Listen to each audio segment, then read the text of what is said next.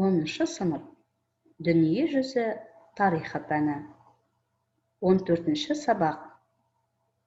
Сабақтың тақырыбы өркениет әрекеттестігінің сауда, экономикалық аясы. Мақсаты өркениеттің дамудағы әлемдік сауданың рөлін анықтайды.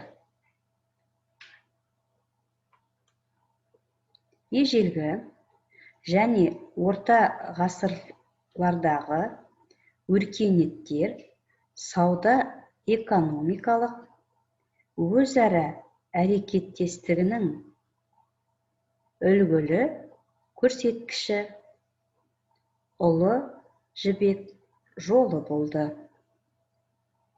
Бұл біздің заманымыздан бұрын 2-ші ғасыр мен біздің заманымыздың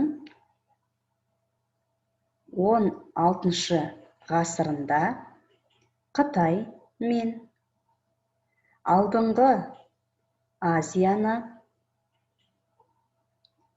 8-ші, 9-ші ғасырларда Балтық жағалауларын байланыстырған сауда керуен жолдарының жалпы атауы.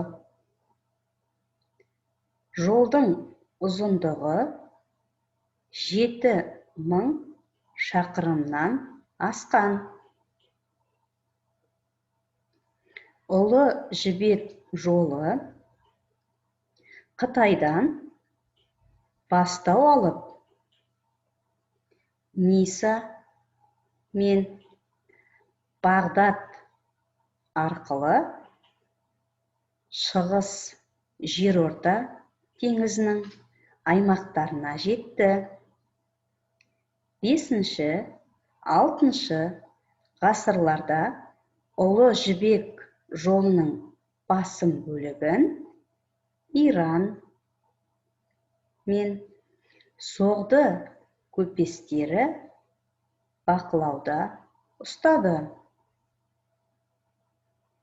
Ұлы жібек жолы ұзақ уақыт бойы батыс пен шығыс өркениеттерінің арасындағы өзара тиімді, оңтайлы сауда экономикалық байланысқа айналды.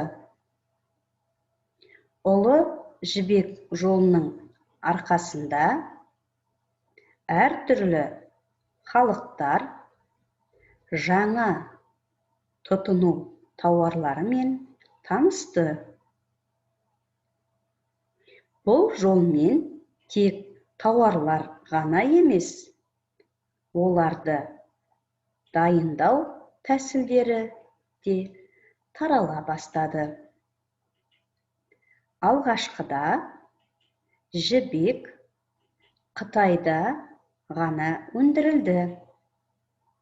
Кейіннен біздің заманымыздың 1-ші, 2-ші ғасырларында жібек өндіру шығыс Түркістанға жетті. Ал 5-ші ғасырда Иранда пайда болды. Ұлы жібек жолы сауда экономикалық даму байланыстары арқылы батыс өндірістік жетістіктерге жетсе, шығыс ауыл шаруашылығын дамытты.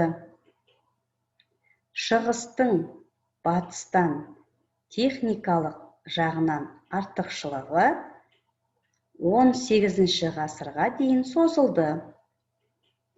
15-ші ғасырдың соңында болған ұлы географиялық ашылулар нәтижесінде Ұлы жібек жолының әлемдік саудадағы маңызы біртіндеп төмендеді. Әлемдік өркениеттердің сауда, экономикалық өзара байланыстары тоқырап, енді оның орнына европалық державалардың экспансиясы басты. Бүгінгі күні Ұлы жібек жолының тарихы алуан түрлі. Халықтар мен елдердің өзара тиімді сауда және бейбіт мәдени араласуының маңызды тәжірибесі ретінде қарастырылуда. 1987-1997 жылдары ЮНЕСКО-ның жібек жолы, диалог жолы атты бағдарламасы жүзеге асып, ол Ұлы жібек жолын жаңғырту жолдарына дайындықтың бастауы болды. Енді оқушылар, сабағымызды әрі қарай тереңдету мақсатында сіздермен бірнеше тапсырмалар орындаймыз. Бірінші тапсырма. Дүние жүзі кескін картасына келесі сауда бағыттарын түсіріңіз. Ұлы жібек жолы, алтын үшбұрыш,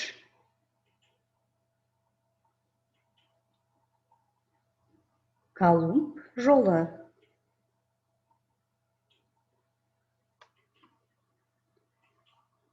Тапсырманы орындап болсақ, сабағымызды әрі қарай жалғастырамыз.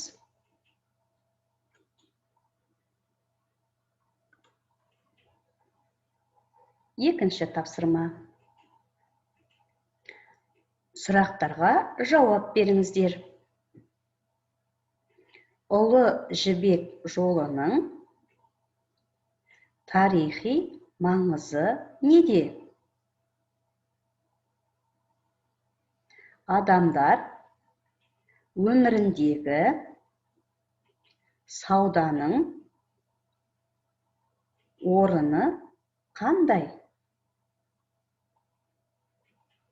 Үшінші, соңғы сұрағымыз. Орта ғасырлар мен жаңа замандағы өзіңізге белгілі сауда бағыттарын атаңыз.